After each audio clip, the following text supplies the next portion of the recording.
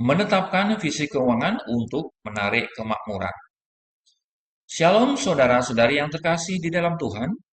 Hari ini kita belajar tentang salah satu prinsip penting untuk menarik kemakmuran finansial secara alkitabiah, yaitu penetapan visi keuangan yang jelas.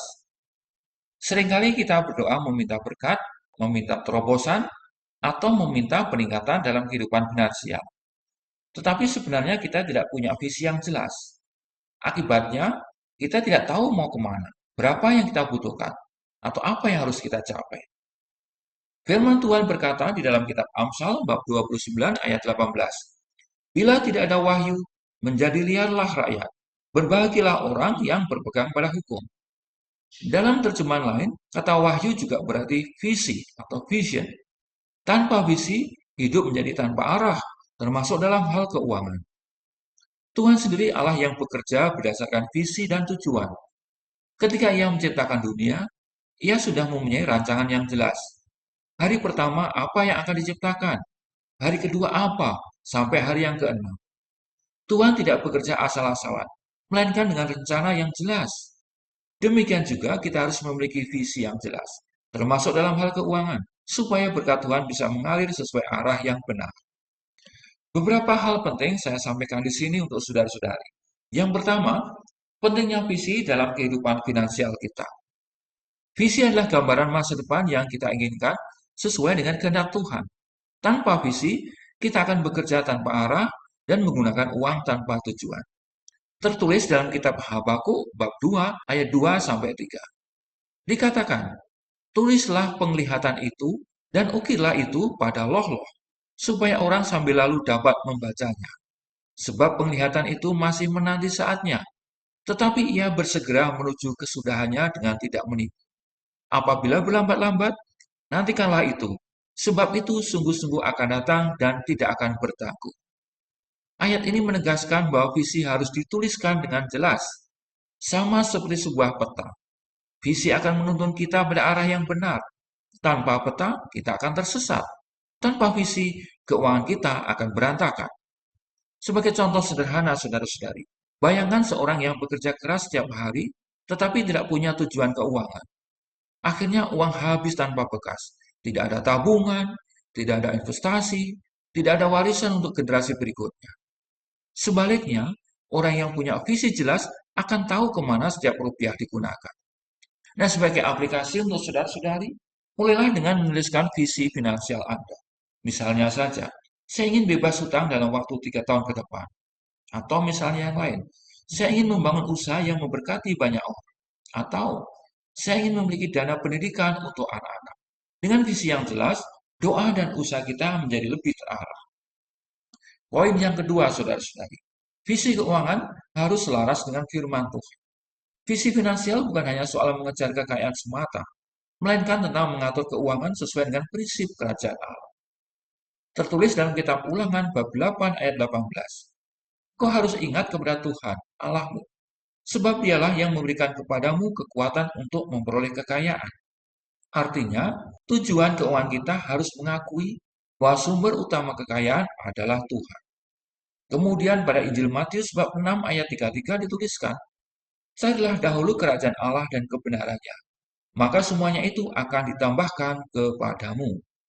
Visi keuangan yang benar selalu menempatkan kerajaan Allah ada di posisi utama, bukan sekedar mencari uang, tetapi menggunakan uang sebagai alat untuk memuliakan Tuhan. Kemudian pada 2 Korintus bab 9 ayat 8 dikatakan, "Dan Allah sanggup melimpahkan segala kasih karunia kepada kamu, supaya kamu senantiasa berkecukupan di dalam segala sesuatu dan malah berkelebihan di dalam pelbagai kebajikan." Jadi kemakmuran diberikan supaya kita tidak hanya cukup, tetapi bisa berkelimpahan untuk memberkati orang lain. Lalu sebagai aplikasinya untuk saudara-saudari, saat menetapkan visi keuangan, tanyakanlah pada diri sendiri, apakah visi ini selaras dengan firman? Apakah tujuan ini bisa membawa kemuliaan Tuhan? Apakah dengan tercapainya visi ini, saya bisa menjadi saluran berkat bagi orang lain? Poin penting yang ketiga, saudara-saudari, langkah praktis menetapkan visi keuangan. Visi tidak boleh berhenti hanya di dalam pikiran atau angan-angan. Habakuk berkata, "Tulislah penglihatan itu." Ya, tulislah penglihatan itu. Jadi kita perlu menuliskan Menuliskan apa? Visi keuangan kita secara konkret. Berikut langkah-langkah yang praktis. Langkah pertama, tentukanlah tujuan jangka pendek dan jangka panjang. Misalnya, untuk jangka pendek, melunasi hutang dalam waktu 1 sampai 2 tahun, lalu menabung dana darurat. Tujuan jangka panjang misalnya, membeli rumah, menyiapkan dana pensiun, atau membangun usaha. Langkah berikutnya, buatlah rencana yang realistis. Kitab Amsal bab 21 ayat 5 berkata, rancangan orang rajin semata-mata mendatangkan kelimpahan. Tetapi setiap orang yang tergesa-gesa hanya akan mengalami kekurangan. Jadi visi harus disertai rencana praktis, bukan sekedar angan-angan atau mimpi. Langkah ketiga, libatkanlah Tuhan di dalam doa. Surat Yakobus bab 4 ayat 15 berkata, sebenarnya kamu harus berkata, jika Tuhan menghendakinya, kami akan hidup dan berbuat ini dan itu. Jangan pernah menetapkan visi tanpa doa, saudara-saudari.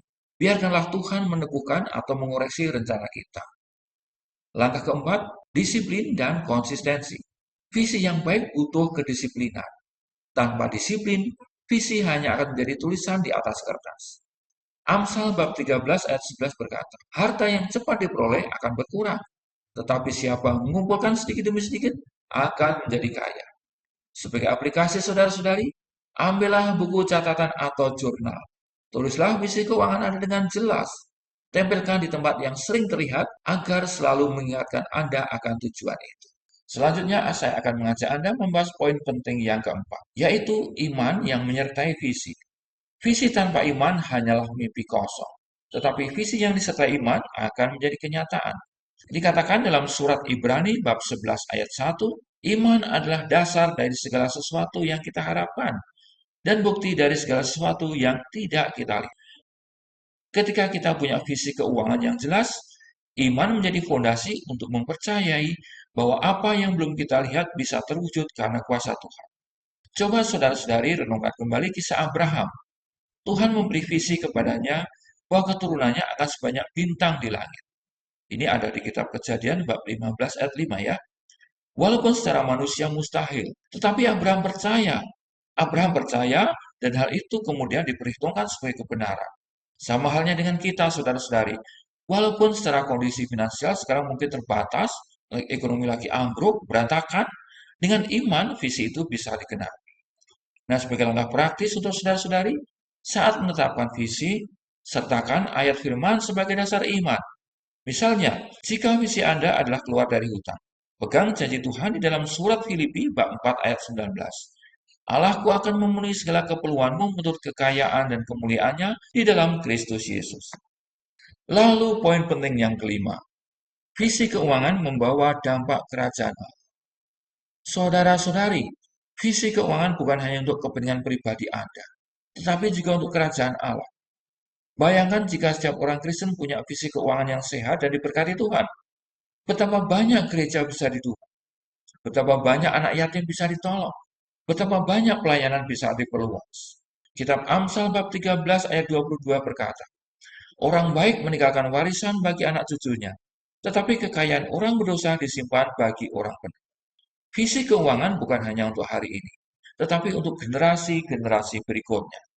Sebagai langkah aplikasi, saudara-saudari, saat menuliskan visi keuangan, jangan hanya pikirkan diri sendiri ya, masukkanlah juga tujuan memberi atau berbagi, mendukung pelayanan-pelayanan, dan meninggalkan warisan iman serta finansial bagi keturunan Anda. Nah, sebagai penutup dari video pendek ini, saya mengajak saudara-saudara semua untuk merenungkan saripati.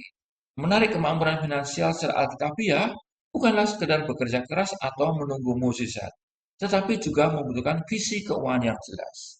Sebab tanpa visi, kita akan berjalan tanpa arah, tersesat di hutan belantara.